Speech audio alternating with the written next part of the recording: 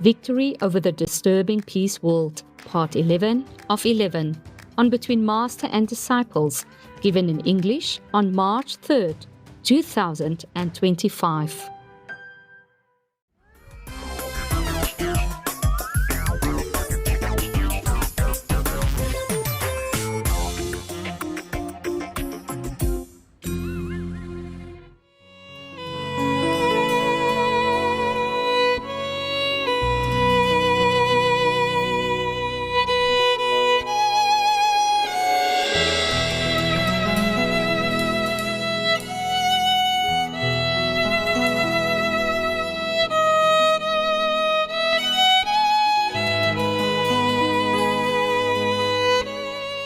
Many practitioners, many yogis, they choose loneliness in the high mountains or forests, or even in the cold Himalayas without houses, without anything. They just deal with it by too more heat or by mental willpower, or just know how to take care of themselves. For men, it's easier. For women, I wouldn't recommend it.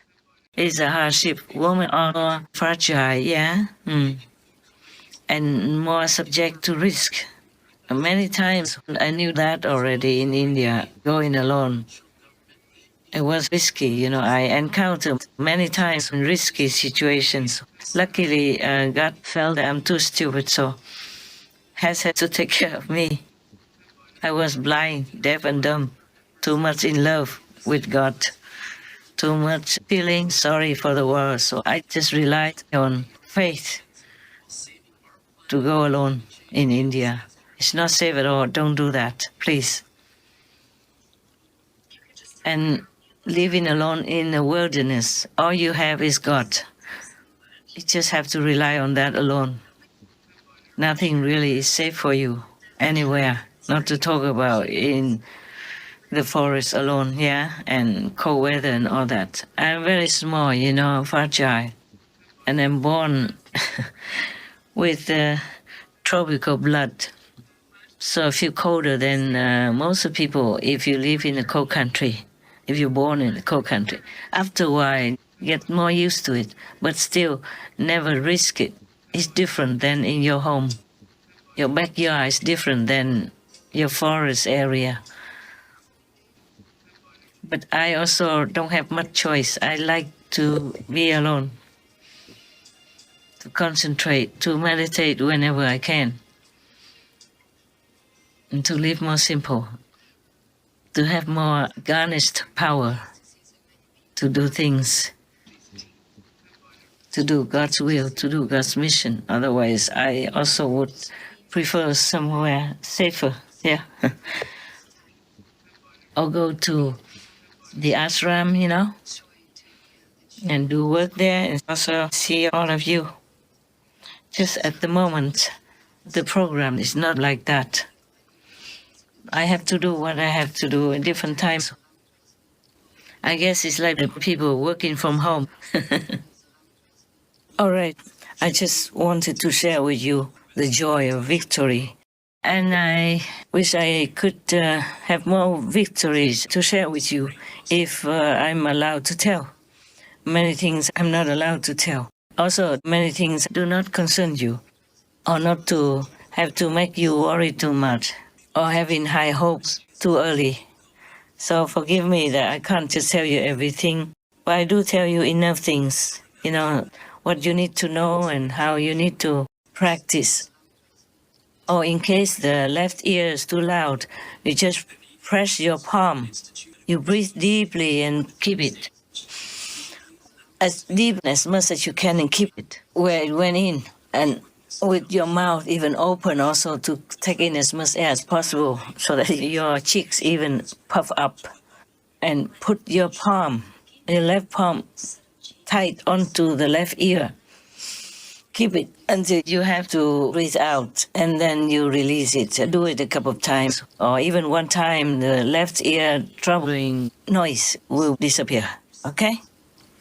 Are you understand what I'm saying now? Left palm tight onto the left ear so that you don't hear anything from outside. You just hear probably boom, boom, boom inside the ear. And then after you breathe out, you release the palm, the hand. Press your left palm, the inside palm, not the outside bony area, but the inside of the palm. Press it on your left ear tightly. Keep it there with your breath in. And when you breathe out, okay, then you release the palm. And you won't hear that disturbing noise anymore. That disturbing noise on the left ear is never good, okay? When it's gone, then you don't have to hold your palm like that anymore. But you could do it a couple more times, just to be sure, and then don't do it again. You can press the left and the right palms, both at the same time together, tight onto both ears, and release them together with the breath. That's what I just remembered now to tell you. For some new people, yeah, breathe in very deeply and keep it. If you breathe together with the mouth also to bring in as much air as possible, even the cheeks pop up or not, and then you press both palms on both sides on the ears very tightly and release them together with the breath when you breathe out last. After you keep it for so long and finally you release the breath, breathe out and also release both palms, not just the left palm. But even if you don't have time to do too much, when you're too busy, then you sit there and just breathe in and cover the left ear alone is also enough. And then with the right ear, you still can handle your phone or write things. Sometimes I have to do that. If I'm too busy, then I use my left hand to do other things and use my feet to do other things at the same time. Or just use one hand to spoon feed myself and the other hand to continue working. Super. Now and then, breathe deep, okay? Remember. And then walk out sometimes in the fresh air, yeah? Don't go too far. And you have to be dressed warmly before you walk out of your tent or your warm area. Another thing is at night, you should not leave the heater on unless you arrange it well. So that, for example, the tent, you can leave it open only with the neck door closed so the air can come into the tent.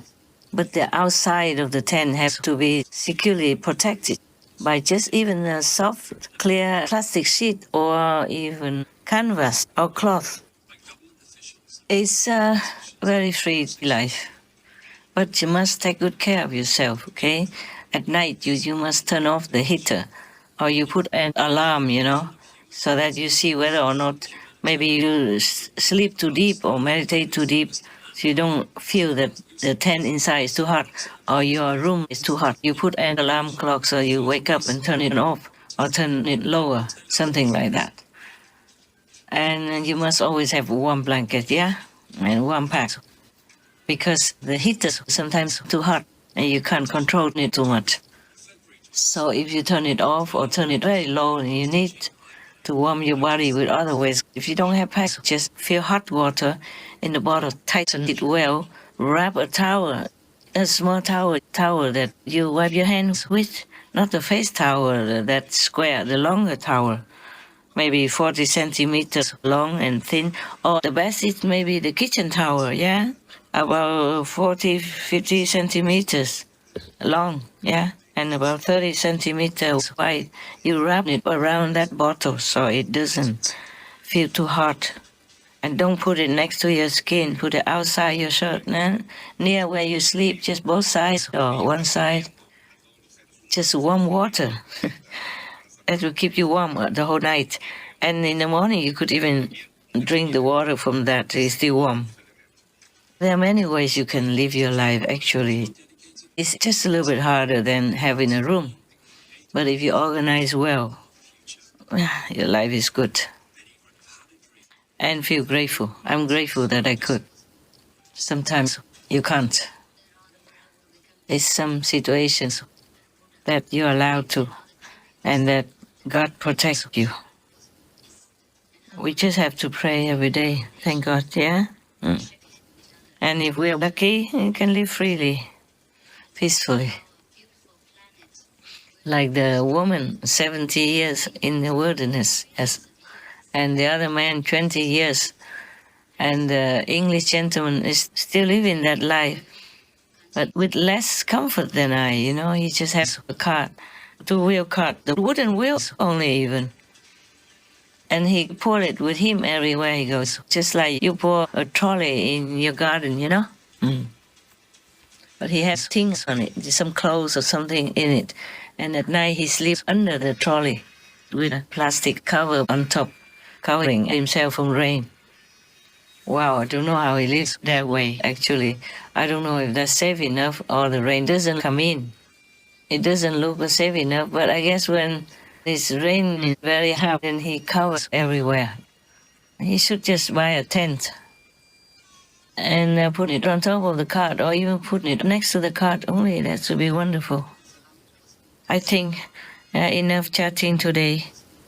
I was excited to tell you these things. I wanted to tell you several days ago, but too busy. Today I just delayed all the work first to talk to you, and now I have to go back to work. It's very late at night now, but I still can work. May God bless us all, protect us all, and love us all forever. Amen. Love you guys. God love you. I love you.